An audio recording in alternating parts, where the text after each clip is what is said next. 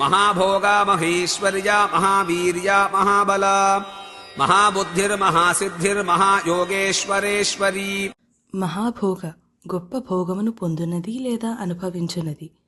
యోగుల చిత్తము సదా ఆత్మలో లీనమై నిరంతర ఆనందానుభూతిలో ఉంటుంది.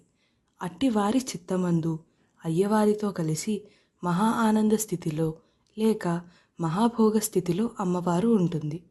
భోగము అంటే పాము అనే అర్థం కూడా ఉంది. మహాభోగము అంటే విశేష లక్షణము గల పాము, అదే వెన్నుపాము. ఈ వెన్నులోని సుషుమ్నా నాడి ఉంటుంది. దాని ద్వారానే కుండలినీ శక్తి అనే అమ్మవారు ఊర్ధ్వగతిని పట్టి షట్చక్రాభేదనం చేసుకుంటూ చివరకు సహస్రారం చేరి అక్కడ శివునితోని ఐక్యం చెంది యోగ సాధకునికి ముక్తిని ప్రసాదిస్తుంది. భూమిని మోస్తున్న ఆదిశేషువు భూమి మీద ఉన్నవారి సామూహిక లేదా సమిష్టి కుండలినీ శక్తిని సూచిస్తుంది. ఈ పెద్ద పాము మహాభోగము. ఇట్టి పాముతో కుండలినీ శక్తి రూపంలో సమన్వయము కలిగినది. మహేశ్వర్య విలువ కట్టలేని ఐశ్వర్యమును ఇచ్చున్నది.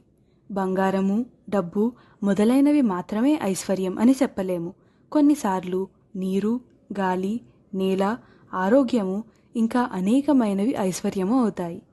ఐశ్వర్యము అంటే మన ఉనికిని కాపాడేది, మన ఉన్నతికి కారణమయ్యేది అని కూడా అర్థం వస్తుంది. జ్ఞానము వలన పొందే శాశ్వత ఆనందం ఐశ్వర్యం, ముక్తి అసలైన ఐశ్వర్యం. ఇవి శాశ్వత ఐశ్వర్యములు. వీటిని యొక్క రూపము, వీటిని మనకు ఇచ్చేది కూడా అమ్మవారే. మహేశ్వర్య అనగా మహేశ్వరునిలో సగభాగము. మనము ఆ మహేశ్వరుణ్ణి తెలుసుకునే అవకాశం ఇచ్చున్నది. మహావీర్య అత్యంత శక్తివంతమైన వీర్యత్వము గలది.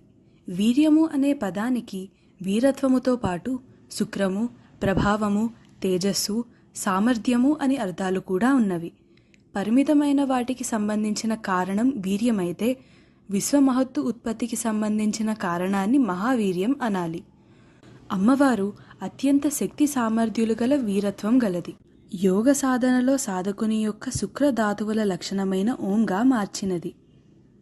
మహాబల అనంతమైన బల సంపన్నురాలు. బలము అనేది శారీరకం కావచ్చు, బుద్ధిబలము కావచ్చు. ఈ రెండిటి వలన విజయము సాధ్యమే. అమ్మవారు మహాబల. ఈమెను ఆశ్రయించిన వారికి సమయానికి తగు విధముగా బలమును ప్రసాదించి రక్షించును.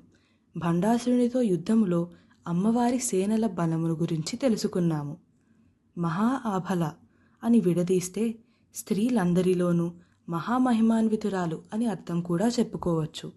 బుద్ధిబలం, అర్థబలం, తపోబలం అన్నిటిలోనూ అమ్మవారిదే పైచేయి.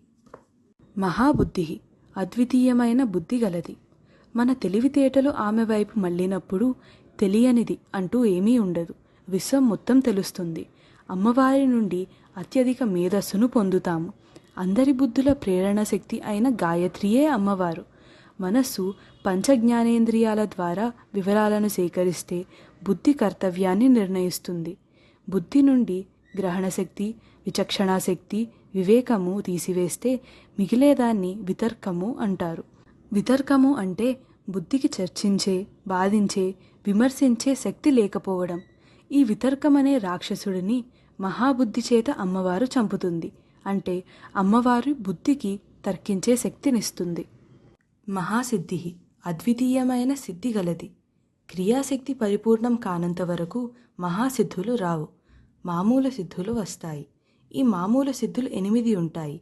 అవి అణిమ, మహిమ, లఘిమ, గరిమ, ప్రాప్తి, ప్రాకామ్య, ఈసిత్వ, వసిత్వ సిద్ధులు. అసలు ఒకటి ఉంటే దానిని ఎన్ని రకాలుగా అయినా మార్పులు చేయడం ఈ సిద్ధుల వల్ల సాధ్యమవుతుంది.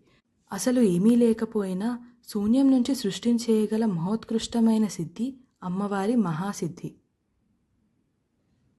మహాయోగేశ్వరేశ్వరి గొప్ప యోగేశ్వరులైన వారికి కూడా ప్రభవి లేదా ఈశ్వరి. గొప్ప యోగులకు, యోగీశ్వరులకు కూడా ఈశ్వరి అయిన అమ్మవారు.